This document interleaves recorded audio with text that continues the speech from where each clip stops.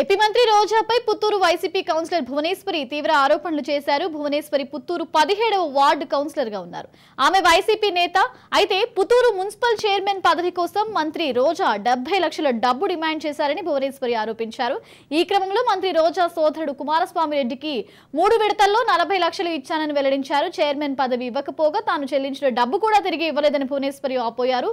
రోజా సోదరుడు కుమారస్వామి రెడ్డి పంపిన సత్య అనే వ్యక్తికి డబ్బులు ఇచ్చానని తెలిపారు. దీనిపై మంత్రి రోజాకు మెసేజ్ చేస్తే కనీస స్పందన లేదని ఆమె ఆవేదన వ్యక్తం చేశారు. తాను వైసీపీ కౌన్సిలర్ గా ఏకగ్రీవంగా ఎన్నికయ్యారని, రిజర్వేషన్ కూడా ఉండడంతో చైర్మన్ పదవి నీదేనని నమ్మించారని భువనేశ్వర్ వివరించారు.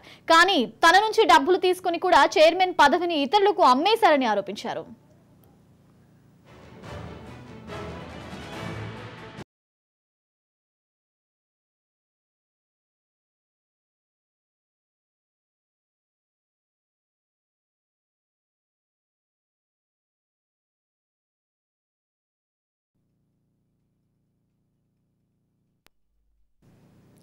ఏపీ మంత్రి రోజాపై పుత్తూరు వైసీపీ కౌన్సిలర్ భువనేశ్వరి తీవ్ర ఆరోపణలు చేశారు. భువనేశ్వరి పుత్తూరు 17వ వార్డు కౌన్సిలర్ గా ఉన్నారు.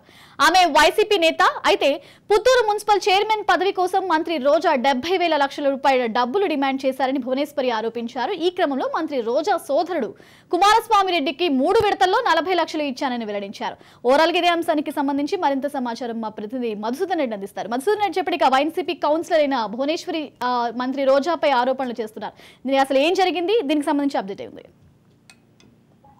తిరుపతి జిల్లాలోని నగిరి నియోజకవర్గంలో మున్సిపల్ చైర్మన్ పదవి ఇస్తానని చెప్పి మంత్రి రోజా తమ్ముడు కుమారస్వామి తన వద్ద 40 లక్షలు తీసుకుని పదవి ఇవ్వలేదని పుత్తూరు మున్సిపల్ 17వ వార్డు కౌన్సిలర్ భువనేశ్వరి కూడా ఆరోపించారు. ఇది కొద్దిసేపు కూడా తిరుపతి ప్రెస్ లో ఏర్పడిన విలేకరుల సమావేశం కూడా ఆమె మాట్లాడుతూ పుత్తూరు మున్సిపాలిటీ 10వ కౌన్సిల్ కలిసి నాకు భువనేశ్వరి మీడియా ముందు మాట్లాడారు. పుత్తూరు మున్సిపల్ ఎన్నికల్లో తాను 17వ వార్డు నుంచి దళిత మహిళలుగా ఇనామినేషన్ కౌన్సిలర్ గా ఎన్నికైనా తెలియజేశారు. 40 లక్షలు ఇస్తే తనకు మున్సిపల్ చైర్మన్ పదవి ఇస్తానని మంత్రి రోజా తమ్ముడు కుమారస్వామి అప్పుడు చెప్పారు. అది దాంతో నేను 3 కంతులుగా తనకు 3 విడతలుగా అతనికి 40 లక్షల రూపాయలు అందజేస్తానని కూడా ఆమె చెప్పారు. అయితే తనకు ఇప్పటి వరకు తాను ఇచ్చిన డబ్బులు కూడా ఎన్నో చాలా సార్లు డబ్బులు అడిగినా కూడా ఆయన దాకా వేస్తున్నాడు. ఇంకా ఏమి చేయలే కదా, రోజా దగ్గర కూడా తీసుకుని వెళ్ళాను. రోజా కూడా మంత్రి రోజా కూడా పట్టించుకోవడం లేదని ఇంకా నాకు ఏం చేయాలి, ఇంకా మీడియా ముందు కూడా వచ్చి కదా చెప్తానని కూడా ఆమె ఆవేదన కూడా చెందింది. నేను అప్పు చేసి కూడా అతనికి ఇచ్చాను, కౌన్సిల్ చైర్మన్ ఇస్తానని ఉద్దేశంతోనే అప్పు తీసుకొచ్చి కూడా అతను తనే తమ్ముడికి కూడా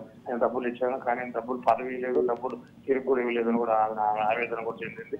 దాంతో ఇంకా ఆవేదన వ్యక్తం చేసి అయితే తనకు ముఖ్యమంత్రి జగన్మోహన్ రెడ్డి న్యాయం చేయాలని కూడా వేడుకు తన డబ్బులు ఇవ్వకుంటే మంత్రి రోజు ఇంటి ముందు ఆత్మహత్య కూడా చేసుకుంటానని కూడా హెచ్చరించాడు. అయితే 2 రోజుల్లో నాకు డబ్బు కానీ చెల్లించలేదా లేదా పదవి లేదని నేను రోజు ఇంటి ముందు ఆత్మహత్య చేసుకుంటానని కూడా ఆమె ఆవేశంగా పేర్కొని హెచ్చరించారు.